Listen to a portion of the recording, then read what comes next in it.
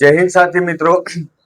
તો જે પણ મિત્રો કંડક્ટરની તૈયારી કરે છે તો આપણે એવું કહીએ ને તો આપણે પેલું 2 મિનિટમાં 1 માર્ક્સ પાકો, તો એવું જ હું તમારી સામે અગત્યની માહિતી લઈને આવ્યો છું.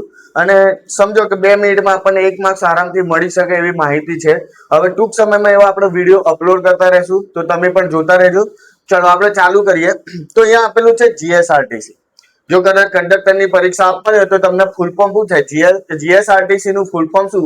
તો Gujarat state road transport corporation. Gujarat state road transport corporation યાદ રાખજો. અને ગુજરાતીમાં શું કહેવાય? તો ગુજરાત રાજ્ય માર્ગ વાહન વ્યવહાર નિગમ. ગુજરાત રાજ્ય માર્ગ વાહન વ્યવહાર નિગમ. ચલો એની થોડીક માહિતી જોઈએ. તો આપણા ગુજરાતમાં કુલ વિભાગ કેટલા વિભાગ એટલે ડિવિઝન કેટલા આવેલા છે? તો જ્યારે શરૂઆતમાં કેટલા હતા? તો શરૂઆતમાં હતા 7 અને હાલમાં વર્તમાનમાં કેટલા છે? તો વર્તમાનમાં 16 ડિવિઝન આવેલા છે. કાર્યરત ડેપો કેટલા છે? તો પહેલા જ્યારે શરૂઆત હતી ત્યારે કાર્યરત ડેપો હતા 76 ને અત્યારે હાલમાં કેટલા ડેપો આવેલા છે? 125. બસ સ્ટેશનો તો પહેલા શરૂઆતમાં તો ખ્યાલ નતો કેટલા હતા, પણ હાલમાં જોવા જઈએ તો બસ સ્ટેશનો કેટલા છે? 226 બસ સ્ટેશન આવેલા છે. કુલ બસો, તો કુલ બસો એ શરૂઆતમાં 1767 હતી, અત્યારે વધુથી 8322 જેટલી બસો કહેવાય છે. એનાથી પણ વધારે હોઈ શકે. ચલો જીએસઆરટીસી ના કુલ કેટલા ડિવિઝન છે? તો આપણે જોયું હાલમાં કુલ કેટલા કાર્યરત છે? 16 ડિવિઝન છે. હવે 16 ડિવિઝન અંતર્ગત આવેલા ડેપો કયા કયા છે? તો જોઈએ નીચે. આમાંથી તમારો 1 માર્ક્સ આરામથી આવી શકે. અમદાવાદ, તો તમે જોયું હશે અમદાવાદમાં તો કયો ડેપો લાગે છે? તો બસની ઉપર તમે જોયું હશે લખેલું આશ્રમ, ગીર, પાવાગઢ. તો અમદાવાદ ડિવિઝન નું હતું, યાદ રાખવાનું કયું? આશ્રમ ડેપો. અમરેલી ડિવિઝન તો કઈ બસ લખેલું હશે? ગીર. વડોદરા ડિવિઝન તો કયું લખેલું હશે? વિશ્વામિત્રી ડેપો. ભાવનગર તો શેત્રુંજય. યાદ રાખજો આ બધું. અમદાવાદ આશ્રમ, અમરેલી ગીર, વડોદરા વિશ્વામિત્રી, ભાવનગર શેત્રુ. રાજકોટ તો રાજકોટમાં ઉપર બસની ઉપર લખેલું હશે ડિવિઝન રાજકોટ, તો સૌરાષ્ટ્ર. નડિયાદ તો કયું લખેલું હશે? અમૂલ. સુરત તો સૂર્યનગરી. ભુજ તો કચ્છ. ભરૂચ તો નર્મદા. ગોધરા તો પાવાગઢ. હિંમતનગર તો સાબર. જામનગર તો દ્વારકા. જુનાગઢ તો સોમનાથ. મહેસાણા તો મોઢેરા. પાલનપુર તો બનાસ અને વલસાડ તો દમણગઢ. આ જે 16 ડિવિઝન છે દરેક મિત્રોને કહીશ એકવાર ચોપડીમાં ઉતારી લેજો ને આરામથી તમને યાદ રહે.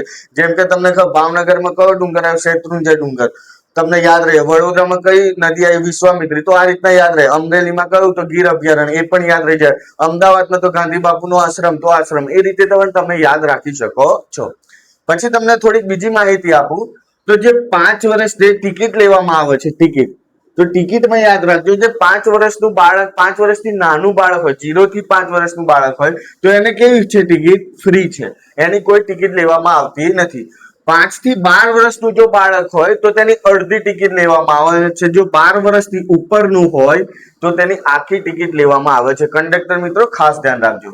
ચલો બસમાં કેટલા મુસાફરો લે તે સંખ્યા કોણ નક્કી કરે છે? તો તે સંખ્યા નક્કી કરે છે આરટીઓ.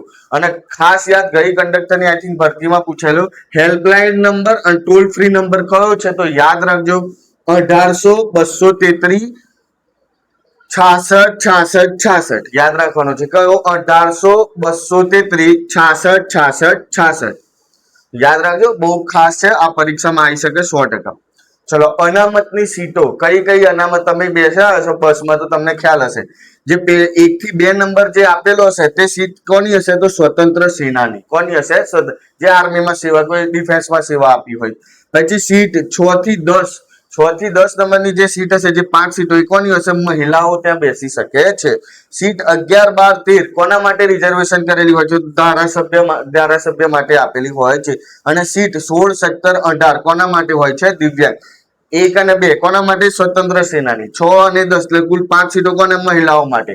11, 12, 13 નંબરની જે સીટ હશે કોની હશે? ધારાસભ્યની. અને સીટ 16, 17, 18 તો કોની હોય છે? દિવ્યાંગની. આ ખાસ માહિતી તમારે યાદ રાખવાની છે. ચલો સ્ટેજ. આ સ્ટેજ આધારિતના દાખલા આવે ત્યારે હું તમને કરે, પણ યાદ રાખજો એક સ્ટેજ એટલે કેટલા કિલોમીટર? તો 6 કિલોમીટરે એક સ્ટેજ થાય. અને એક સબ સ્ટેજ એટલે 3 કિલોમીટરે એક સબ સ્ટેજ થાય. આમાં દાખલા આવે ત્યારે એમાં જોવું પડતું હોય છે, કેમ કે અલગ અલગ રીતે પૂછે.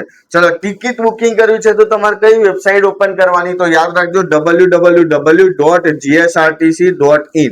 કઈ? www.gsrtc.in. આ વેબસાઇટ પરથી તમે ટિકિટ બુકિંગ કરી શકો. 2017 માં આપણે માનનીય મુખ્યમંત્રી શ્રી હતા વિજયભાઈ રૂપાણી દ્વારા એમ ટિકિટ એપ્લિકેશન લોન્ચ કરવામાં આવી હતી. 2017 માં કોના દ્વારા? વિજયભાઈ રૂપાણી દ્વારા એમ ટિકિટ એપ્લિકેશન લોન્ચ કરવામાં આવી હતી. તો આ હતું થોડીક બેઝિક માહિતી. આપણે એક પ્રથમ વિડીયો બનાવી રહ્યા છે. આપણે રૂમમાં એક બોર્ડ લગાવ્યું છે અને પ્રથમ વિડીયો ટૂંક સમયમાં ધીરે ધીરે બધી જ એક્ઝામોના વિડીયો આવતા રહેશે. તમે પણ સપોર્ટ આપતા રહેજો, લાઈક કરજો, શેર કરજો. જય હિન્દ, જય ભારત, વંદે માતરમ.